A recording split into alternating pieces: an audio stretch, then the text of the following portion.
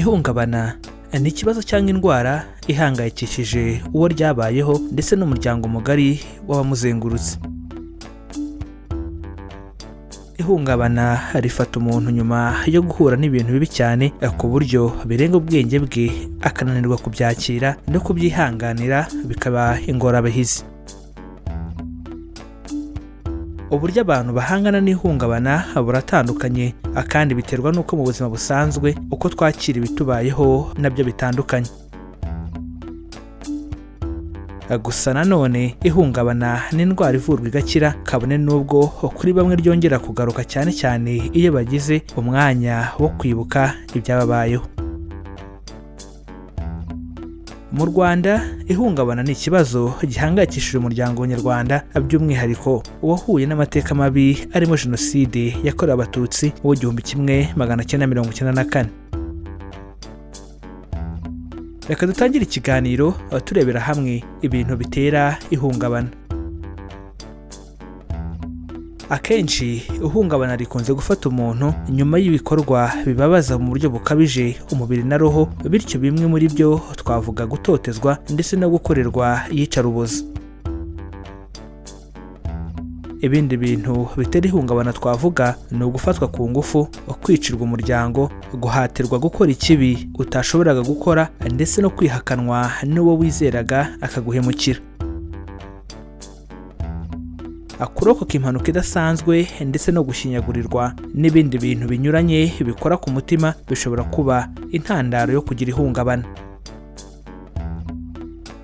Reka dukomereze ikiganiro ku bimenyetso by'ihungabana umuntu ashobora kugaragaza.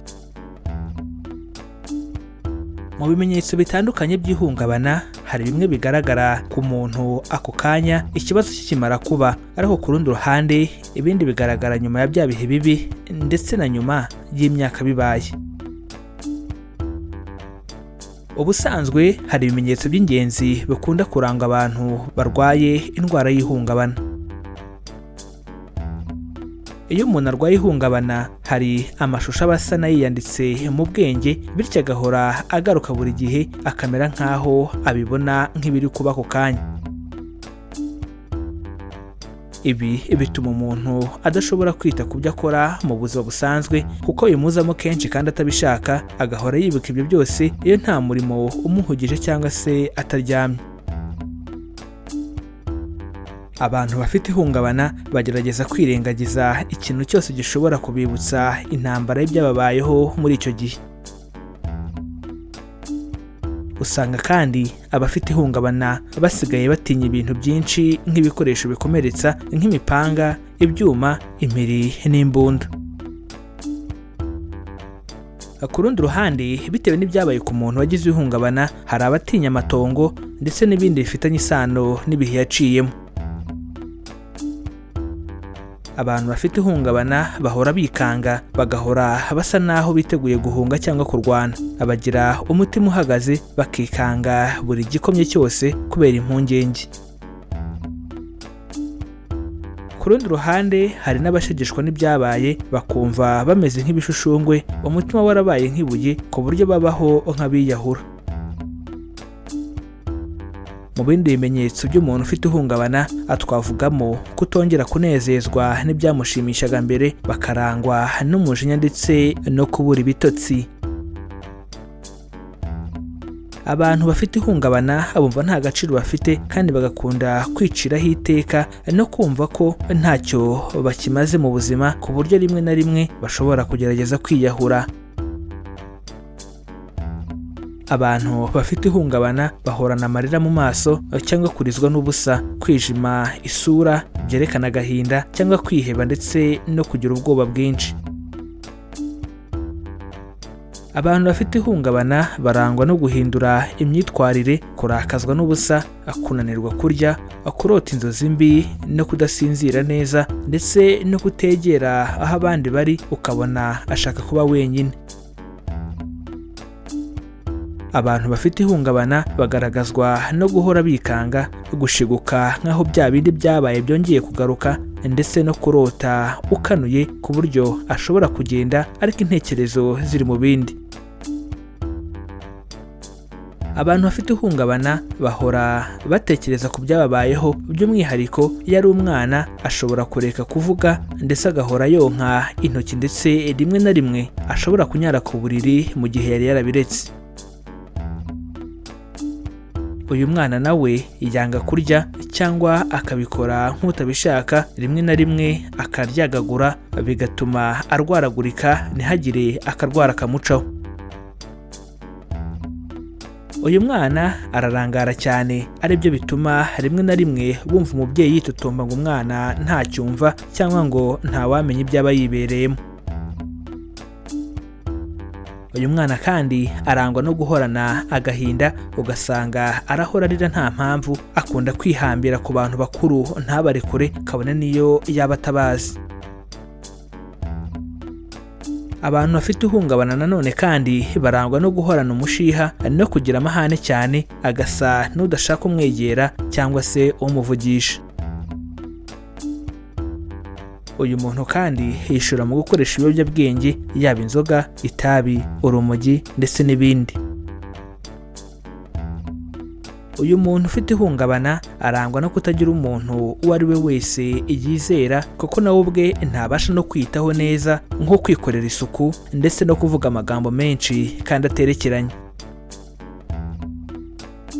Reka dukomeze ikiganiro ku bintu bifasha umuntu ufite ihungabana. Umuntu ufite ihungabana akwiye kujya akora imirimo itandukanye imuhuza kandi akaruhuka bihagije. Umuntu ufite ihungabana akwiye kureka cyangwa se kugabanya kunywa inzoga kandi akirinda kunywa imiti atandikiwe na muganga. Umuntu ufite ihungabana akwiye kwirinda kwigunga, ahubwo akamarana igihe kinini n'abantu b'inkoramutima ashobora kwizera ndetse n'abandi bamwitaho. Reka dukomereze ikiganiro ku buryo ihungabana rivurwa. Ubufasha bwa mbere umuntu ufite ihungabana akeneye ari nubwo mu muryango, kuko umuntu ufite ihungabana agomba kugira umuntu ugomba kumuba hafi. Mu muryango niho umuntu ufite ihungabana abona abashobora kumutega amatwi ndetse akamuganiriza ku buryo yumva aruhutse nyuma yo kuganira. Ubufasha bwa kabiri umuntu ufite ihungabana akeneye ni ukwihutira kugana abaganga bize ibijyanye no kwita ku buzima bwo mu mutwe, bikaba byamufasha kwitabwaho. Reka dukomeze ikiganiro ku ngaruka zikomoka ku ihungabana. Umuntu ufite ihungabana ashobora kwishora mu kunywa no gukoresha ibiyobyabwenge, gutekereza kwiyahura, ndetse hari n'abiyahura bitewe no kwiheba cyangwa kwigunga. Reka dukomereze ikiganiro ku nama twagira umuntu wahuye n'ihungabana. Ubusanzwe mu gihe wahuye n'ihungabana utakaza icyizere cy'ejo hazaza, kuko uba ubona ntacyo wasigaranye, bityo icyo gihe ushobora kumva wanze ubuzima ndetse no kubaho ntacyo bikumariye. Reka tukumare impungenge ko abaganga, inshuti n'umuryango nibo ba mbere bazagufasha kwigaruramo icyizere no guhangana n'iryo hungabana. Ku rundi ruhande, reka tugusabe kuzirikana ko mbere y'uko ugendera ku byo abaganga, inshuti n'umuryango bakubwira, ni wowe ubwawe ugomba kwifatira umwanzuro ko wifuza gukira. Gerageza uganirize umuntu wizeye kandi uha agaciro ibyakubayeho. Ni byiza ko uwo muntu ashobora kugufasha akakumva anakuganiriza, kuko nibwo buryo buzagufasha kumva uruhutse. Niba wowe ubwawe wagerageje kwiyitaho bikanga, ahubwo ugakomeza guhura n'ibibazo by'ihungabana, ni byiza gukurikiza inama ugirwa n'abajyanama b'ubuzima cyangwa se ukagana ivuriro rikwegereye. Reka dukomereze ikiganiro ku buryo wakoresha mu gufasha uwahuye n'ihungabana. Mu gufasha umuntu wahuye n'ihungabana no kumuganiriza ku byamubayeho, umwereka ko umwumva kandi ko ibyo akubwira bitaguteye kwiheba no kugira ubwoba. Mushobora kubiganiraho muri babiri, muri mu muryango cyangwa muri benshi, nko mu mashyirahamwe cyangwa se mu ishuri. Mwahitamo uburyo mubona bumworoheye. mu gihe muganira ku bintu bibi byamubayeho birumvikana ko azongera kubabara ndetse ashobora no kurira ku buryo nawe ubwawe uzumva ushegeshwe n'agahinda. Zirikana ko ari ngombwa kwiyumvisha ko ari bwo buryo bwa mbere bwo gufasha umuntu ufite ihungabana, bityo ni ngombwa ko igihe cyose ashaka kugira uwo babiganiraho yabona ushobora kumutega amatwi. Ku rundi ruhande niyo yaba ari umwana ntukwiye kumuca mu ijambo, uramureka akavuga yisanzuye uko abyifuza aho kumucecekesha no kumutwama ngo nabyibagirwe. Mizero Media irabibutsa ko ihungabana ritagera gusa ku wahuye n'ibyatera iryo hungabana, ahubwo rishobora no kugera ku wabwiwe iyo nkuru. Ibi bisobanuye ko ushobora gutangira ufasha umuntu gukira ihungabana bikarangira nawe ugize ihungabana. Ubushakashatsi kandi bwerekanye ko ihungabana rinagera ku bana bavuka ku bantu bahungabanye, bityo kwirinda bisobanuye kurinda abazagukomokaho.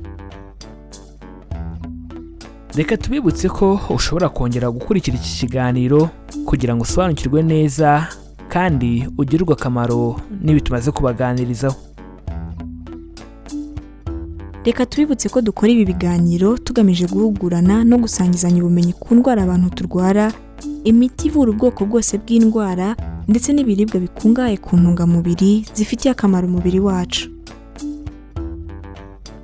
Reka dusoze mbibutsa ko baca umugani mu Kinyarwanda bagira bati abatabizi bicwa no kutabimenya, natwe tukagira tuti abatarabimenya bicwa nuko batarakora subscribe kuri iyi channel Mizero Media ngo bamenye ko amagara ari ubukungu kandi ko kwirinda biruta kwivuza. Niba utarabikora nyabuneka kanda subscribe kandi ukande kuri iyo nzogera byegeranye, kuko nibwo buryo bwonyine rukumbi buzagufasha kubona ibindi biganiro tubategurira. Ikindi kandi wadusanga no ku mbuga nkoranyambaga zacu zose, Facebook, Instagram ndetse na Twitter, ujya hashakirwa ugashakisha Mizero Media ubundi ukadukurikira. Kudusangiza ibitekerezo byanyu ningenzi cyane, bityo ubaye haricyo wifuza kutubaza, haricyo wifuza kudusobanuza cyangwa haricyo wifuza kutwunganira kuri iyi ngingo ndetse n'izindi twabagejejeho, nyabuneka twandikira muri comments hano kuri iyi channel. Mu gihe wakunze ikiganiro twabagejejeho kanda like, ubundi ntiwihererane ubu butumwa, ukoreshe ya ubisangiza inshuti n'abavandimwe bawe kugira ngo nabo basobanukirwe uburyo bwo kubungabunga amagara yabo. Iki ni ikiganiro amagara n'ubukungu. Ikiganiro mutegurirwa na Mizero Media, ni ikiganiro mukurikira buri wa kabiri, ku wa kane ndetse no ku wa gatandatu. Amahoro y'Imana bane namwe kandi tubifurije kwirinda mbere yo kwivuza.